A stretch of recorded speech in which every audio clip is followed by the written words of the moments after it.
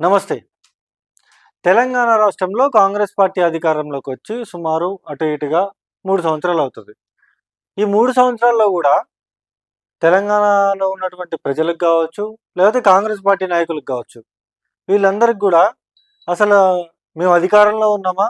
లేకపోతే ప్రతిపక్షంలో ఉన్నామా? అనేది అర్థం గాట్లే. నేను ఎందుకు ఈ మాట చెప్తున్నానంటే, కాంగ్రెస్ పార్టీ నాయకులు ఎక్కడికి పోయి ప్రెస్ మీట్ పెట్టినా, ఎక్కడ ఎవరు మాట్లాడినా ఎవరు పట్టించుకోవట్లేదు జనాలు.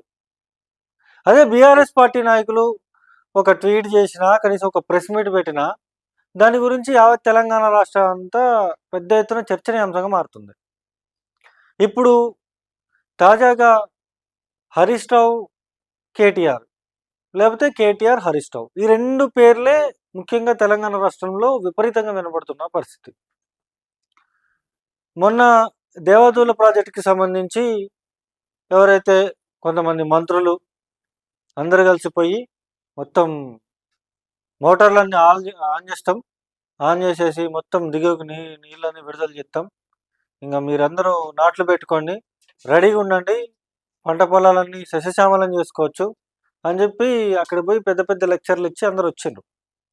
వచ్చిన తర్వాత అక్కడ వాళ్ళు ఉన్నప్పుడు 7 మోటార్లు ఏమో ఆన్ చేసిండ్రు. 7 మోటార్లు ఆన్ చేసిండ్రు. వాళ్ళు వచ్చేసిన తర్వాత 5 మోటార్లు ఆన్ అయినాయి.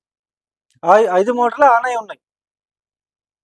మరి ఇది ఎక్కడ కథరా నాయన, నీళ్ళు అన్నారు, నీళ్ళు వస్తాయి అనుకున్నాం అని చెప్పి రైతులందరూ నాట్లు పెట్టుకొని ఉన్నారు. నీళ్ళు లేవు, ఏం లేవు. సుమారు 8-9 రోజులు అవుతుంది. ఇదే మంత్రులు అక్కడికి పోయి పెద్ద పెద్ద లెక్చర్లు ఇచ్చి మేము అది చేసేస్తాం, ఇది చేసేస్తాం, మళ్ళీ రైతు భరోసా వేసేస్తాం, అది ఇది అని చెప్పి మొత్తం మైక్ దొరికితే యమదంచుడు దంచారు. దంచిన తర్వాత వాళ్ళు వచ్చేసిన తర్వాత 5 మోటార్లు ఆన్ అయింది. నీళ్ళు కిందకి రాని పరిస్థితి, పంటలు పండని పరిస్థితి. ఒక పక్క వర్షాలు కూడా అంతంత మాత్రానే వర్షాలు కురుస్తున్నాయి. మరి ఎట్లా? రైతుల పరిస్థితి ఎట్లా? మరి ఇప్పటికీ మనం రైతు భరోసా ఇయ్యలే, 6 గ్యారెంటీలు అన్నాం, 6 గ్యారెంటీలు ఇయ్యలే. రేపొద్దున ఓట్లు ఆడడానికి పోతే మరి ఏం చేసేటట్టున్నారు? చెప్పులు తీసి మెడలో దండేసేటట్టున్నారు జనాలు అని చెప్పేసి కాంగ్రెస్ పార్టీ నాయకుల్లో వాళ్ళల్లో వాళ్ళే మదన పడుతున్నారట. అది అటువంటి పరిస్థితి తెలంగాణ రాష్ట్రం ఉంది. ఇదంతా నేను ఎందుకు చెప్తున్నానంటే, ముఖ్యంగా నిన్న హరీష్ రావు ప్రెస్ మీట్ పెట్టారు.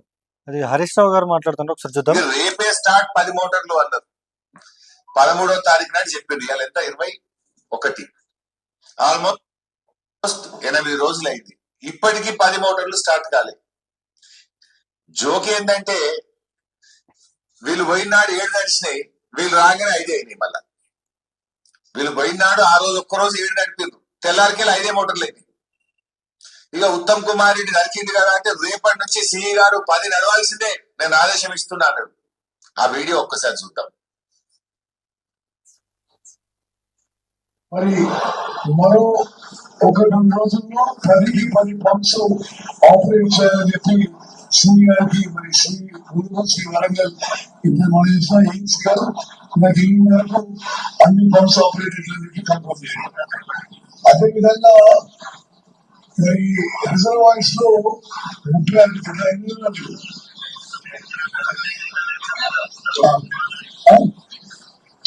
రిజర్వాయర్స్ లో మరి వివిధ దశలలో ఆ రిజర్వాయర్ పని జరుగుతుంది.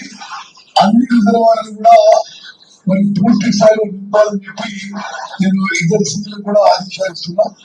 మొత్తము డిజైన్ ఆయకట్ ఎంతలో బోత్ న్యూ ఆయకట్ అండ్ స్టెబిలైజ్ ఆయకట్.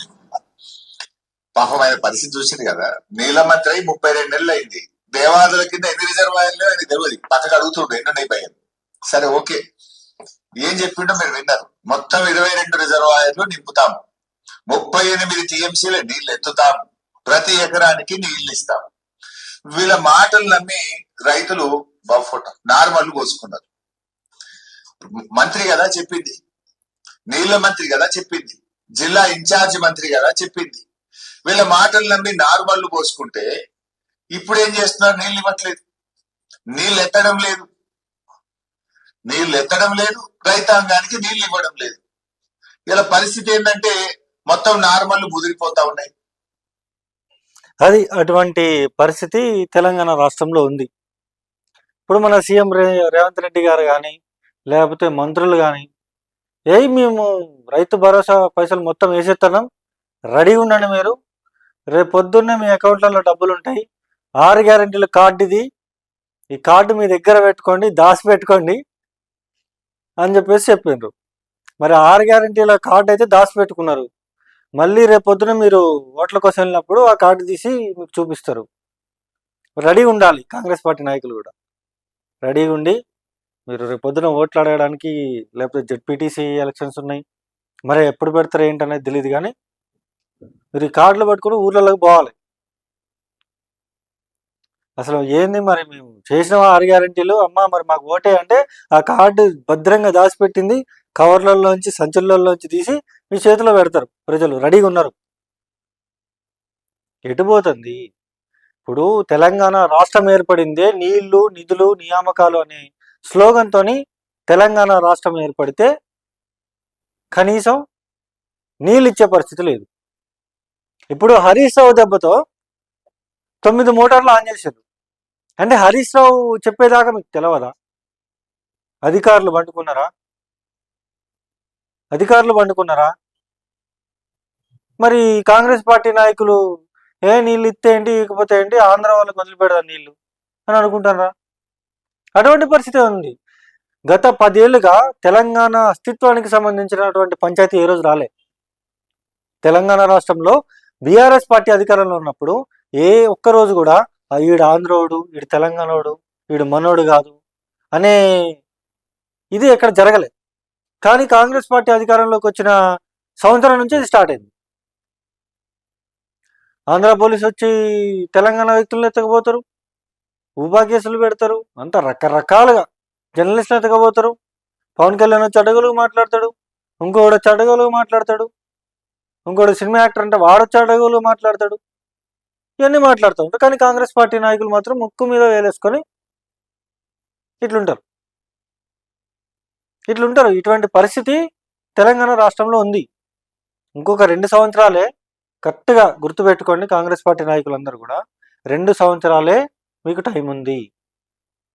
ఈ 2 సంవత్సరాల్లోనే మీరు ఏం చేసినా తర్వాత ఏం జరుగుతుంది ఏంటి అనేది తెలంగాణ రాష్ట్ర ప్రజలు ఆల్రెడీ ప్రిపేర్ అయి కూర్చున్నారు.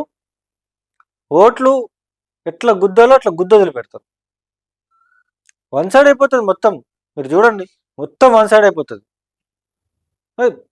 పరిపాలన అంటే రేవంత్ రెడ్డి ప్రతిపక్షంలో ఉన్నప్పుడు ఇట్లా మైక్ పట్టుకొని మాట్లాడుతూ ఉంటే పాటలు, బ్యాక్గ్రౌండ్ వాయిస్లు, రీల్స్, కథ ఉండే. అదే రేవంత్ రెడ్డి ఇప్పుడు మాట్లాడితే అమ్మా ఎందుకురా బాబు ఛానల్ మార్చరా అనే పరిస్థితి ఉంది. ఇప్పుడు ముఖ్యంగా ఈ 9 మోటార్లు మన హరీష్ రావు చెప్తే కానీ ఆన్ చేసిన పరిస్థితి లేదు. ఎందుకు మరి? అధికారులందరూ పండుకున్నారా? కాంగ్రెస్ పార్టీ నాయకులందరూ పండుకున్నారా? హరీష్ రావు వచ్చి చెప్తేనే మీరు మోటార్లు ఆన్ చేస్తారా, లేకపోతే ఆన్ చేయరా? రైతులకు నీళ్ళు ఇస్తారా, లేకపోతే ఇయ్యరా? హరీష్ రావే చెప్పాలా వచ్చి? మరి ఏమైతుంది ఏంటి అనేది నిజంగా దండం పెట్టాలా కాంగ్రెస్ పార్టీ నాయకులందరికీ. అది ఇప్పుడు నీళ్ళు ఎట్లా వస్తున్నాయి ఏంటని ఒకసారి మీకు చూపిస్తా.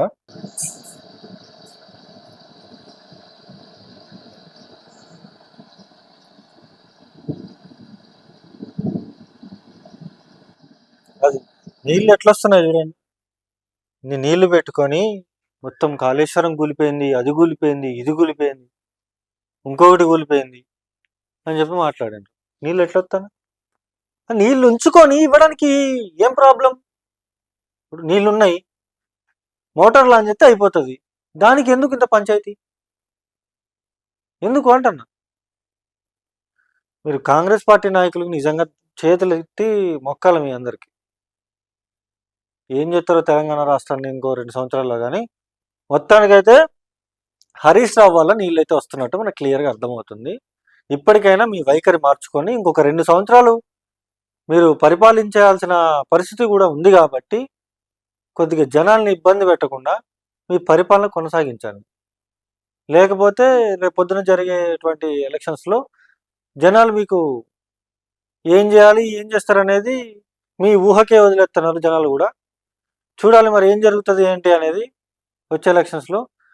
చూస్తూనే ఉండండి మైక్ టీవీ. నేను మీ జర్నలిస్ట్.